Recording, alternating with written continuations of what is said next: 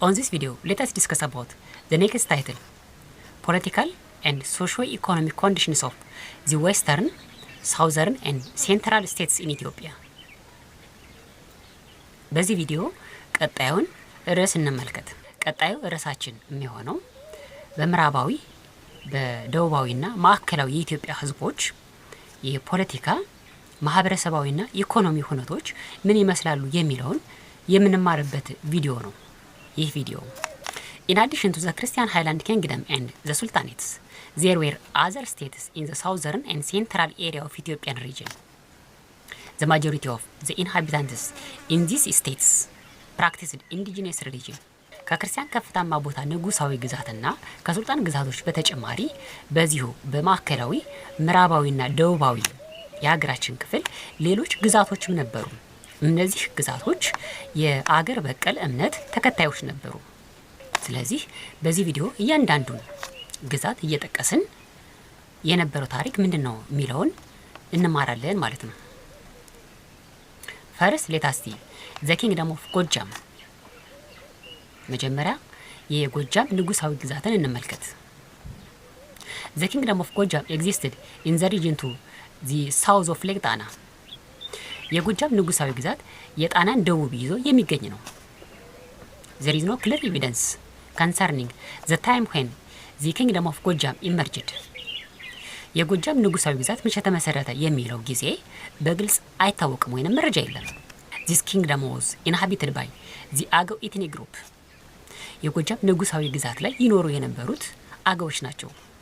In about 1323-24, King አምደ ጽዮን who ruled from 1314 up to 44 campaigned against ጎጃም and reduced it to tributary status. በ1323-24 ላይ አምደ ጽዮን ከ1314 እስከ 1344 የገዛ ነው። ወደ ጎጃም ንጉሳዊ ግዛት ዘመቻን በማድረግ የጎጃም ንጉሳዊ ግዛትን የክርስቲያን ከፍታማ ቦታ ንጉሳዊ ግዛት ገባር እንድትሆን አድርጓታል። Monks from Lake Tala Island, monasteries and medieval Amhara gradually preached Christianity in ጎጃም። በጣና ደሴት የሚገኙና ከማዕከላዊ አማራ ግዛት አካባቢ የሚገኙ ገዳማት መነኮሳቶች በጎጃም ንጉሳዊ ግዛት ላይ ቀስ በቀስ ክርስትና እምነትን ሰብከዋል። ጃን ኪምር was the king of ጎጃም during the reign of አምደ ጽዮን። ጃን ኪምር አምደ ጽዮን በነበረበት ወቅት የጎጃም ንጉሳዊ ግዛት ንጉስ ነበር። He and local Agao ruler of the Lake Tana area named Jan Choi apparently resisted the expansion of Christianity in ጎጃም። ጃን ኪምርና የጣና አካባቢ አገው መሪ ጃን ቾይ በአካባቢው ክርስትና እምነት እንዳይስፋፋ ተጽዕኖን አድርገው ነበር። ሜታጎኔ was another king of ጎጃም during the reign of King David. King David ruled from 1380 up to 1412. ንጉስ ዳዊት በስልጣን ላይ በነበረበት ወቅት ሜታጎኔ የጎጃም ንጉሳዊ ግዛት መሪ ነበር ወይም ንጉስ ነበር። In the 15th century, Gojam was one of the important provinces where royal governors were appointed as rulers. In the course of 14th and 15th century, the eastern parts of Gojam were inhabited by the Amhara of Showa and the medieval province of Amhara. በ14ና በ15ኛው መቶ ክፍለ ዘመን አካባቢ ላይ ምስራቁ የጎጃም ክፍል በመካከለኛው አማራ ክፍለ ሀገራት እና የሸዋ አምሃራ ኑሮበታል። Much of Gojam, especially its eastern territory, were fiefs of the famous Kyun Ileni, said to have rebuilt the monastery of መርጦ ለማርያም። አብዛኛው የጎጃም ክፍል በተለይ ምስራቁ ክፍል የታዋቂዋ የንግስት ኢሌኒ ጉልት ነበር። ንግስት ኢሌኒ የመርጦ ለማርያም ገዳምን እንደገና ያስገነባች ነበረች። Let us discuss another subtitle, politics of ቢዛሞ ዋጅ ኤንድ ጋንዝ። በዚህ ርዕስ ውስጥ ያለውን ሌላኛውን ርዕስ ደግሞ እንመልከት። የቢዛሞ የዋጅና የጋንዝ መዋቅራዊ አስተዳደርን እንመልከት። Before we discuss about the peoples of ቢዛሞ ዋጅ ኤንድ ጋንዝ, first let us define what is politics. እንግዲህ የቢዛሞ የዋጅና የጋንዝን ህዝብ ታሪክ ከመመልከታችን በፊት ፖለቲክስ ማለት ምን ማለት ነው የሚለውን ዲፊኒሽኑን እንመልከት። A polity refers to any organized group of people with a collective identity and social relations capable of mobilizing resource and engaging in governance። እንግዲህ ፖሊቲ ስንል ምን ማለታችን ነው?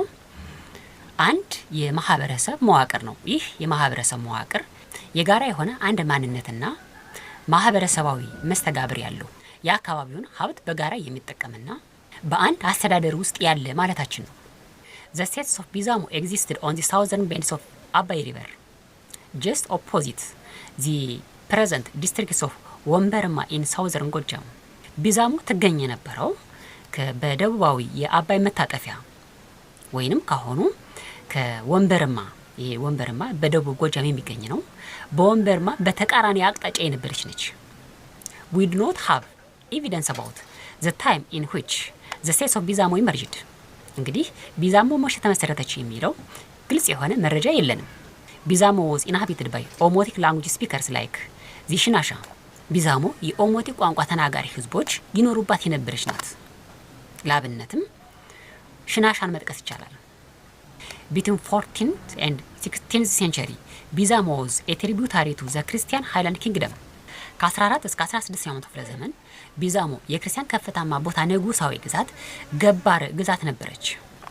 On the arrival of ሜጫ ኦሮሞ towards the end of 16th century part of the population of ቢዛሞ fled across the አባይ ሪቨር into ጎጃም። በ16ኛው መቶ ክፍለ ዘመን ሜጫ ኦሮሞዎች ወደ አካባቢው መጣታቸውን ተከትሎ የተወሰነው የቢዛሞ ህዝብ አባይን ተሻግሯል። የተወሰነው የቢዛሞ ህዝብ ክፍል ደግሞ ወደ ምዕራቡ የአገራችን ክፍል ሸሽቷል። የተወሰነው ደግሞ አብሮ ከዛው ከሜጫ ኦሮሞ ህዝቦች ጋር ተዋህዷል። On the other hand, the polity of ዋጅ was situated around Lake ዝዋይ in the area west of ፋታጋር and east of ሀዲያ። በሌላ በኩል የዋጅ አስተዳደር ትገኝ የነበረው በምዕራብ ፋታጋር እንዲሁም በምስራቅ ሀዲያ አዋስነዋት ነበር። We do not have evidence about the ethnic identity and the emergence of ዋጅ as a state። ዋጅ አካባቢ ይኖሩ የነበሩት ብሔሮች እነማን ናቸው እንዲሁም መቼ ተመሰረተች የሚለው ግልጽ የሆነ መረጃ የለንም። Like other states around it, ዋጅ was reduced to tributary status first by king አምደ ጽዮን። ልክ እንደ ሌሎቹ ግዛቶች ሁሉ ዋጅም በአምደ ጽዮን ዘመን ነበር የክርስቲያን ከፍታማ ቦታ ንጉሳዊ ግዛት ገባሪ ሆነችው። In the 15th century, the rulers of ዋጅ used the title of ቃጼ which was a Muslim title። በ15ኛው መቶ ክፍለ ዘመን የዋጅ መሪዎች ቃጼ የሚል ማዕረግን ይጠቀሙ ነበር። ዋጅ was an important center of military activity by the kings of the Christian Highland Kingdom during the post-Imam Ahmed period። ከኢማም አህመድ በኋላ ዋጅ የክርስቲያን ከፍታማ ቦታ ንጉሳዊ ግዛት ነገስታቶች የወታደራዊ እንቅስቃሴ ማዕከል ነበረች። Later, ዋጅ was occupied by the Oromo in the last quarters of 16th century። በኋላ በ16ኛው መቶ ክፍለ ዘመን የመጨረሻው ሩብ ዓመት አካባቢ ላይ የዋጅ አካባቢ በኦሮሞዎች ተይዟል። Finally, ጋንዝ was probably situated in the Rift Valley area between ዋጅ to the east, ከምባታ to the west and ሀዲያ to the south። የመጨረሻዋ ጋንዝ ነች። ጋንዝ የምትገኘው በዚሁ በስምጥ ሸለቆ አካባቢ በምስራቅ ዋጅ፣ በምዕራብ ከምባታና በደቡብ ሀዲያ አዋስነዋት ነበር። The ethnic identity of its early inhabitants and the time of its emergence as an entity are not clearly known። በጋንዝ ይኖሩ የነበሩ ብሔር ብሔረሰቦችና ጋንዝ መቼ ተመሰረተች የሚለው በግልጽ አይታወቅም ወይንም መረጃ የለንም። ጋንዝ was among the polities and kingdoms that were reduced to tributary status by king አምደ ጽዮን። ልክ እንደ ሌሎች ግዛቶች ሁሉ ጋንዝም በንጉስ አምደ ጽዮን ዘመን ነበር የክርስቲያን ከፍታማ ቦታ ንጉሳዊ ግዛት ገባር አካል የሆነችው ወይንም ግዛት የሆነችው። the ጋንዝ local rulers use the title ጋራድ። የጋንዝ አካባቢ መሪዎች ጋራድ የሚል ማዕረግን ይጠቀሙ ነበር። the other subtitle is the kingdom of ኢናሪያ። ሌላኛው የትምህርት ርዕስ የኢናሪያ የንጉሳዊ ግዛት ነው። the medieval kingdom of ኢናሪያ was situated immediately to the north of the ጎጀብ river and west of the upper course of the ጊቤ river። የመካከለኛው ዘመን የኢናሪያ ንጉሳዊ ግዛት የምትገኘው ከጎጀብ ወንዝ በሰሜናዊ አቅጣጫ እንዲሁም በላይኛው ተፋሰስ በጊቤ ወንዝ ምዕራባዊ አቅጣጫ ነበር። Very little evidence is available about ኢናሪያ's early history። ስለ ኢናሪያ የቀደምቱ ታሪክ ያለው መረጃ እጅግ ጥቂት ነው። It was under the influence of the Christian Highland state beginning in about the mid of 13th century. Eventually, Inaria was reduced to tributary status by King አምደ ጽዮን። ልክ እንደ ሌሎች ሁሉ ኢናሪያም በንጉስ አምደ ጽዮን ዘመን ነበር የክርስቲያን ከፍታማ ቦታ ንጉሳዊ ግዛት አንድ ገባር ግዛት የሆነችው። ኢናሪያ was the main source of trade items for regions long distance trade up to 16th century.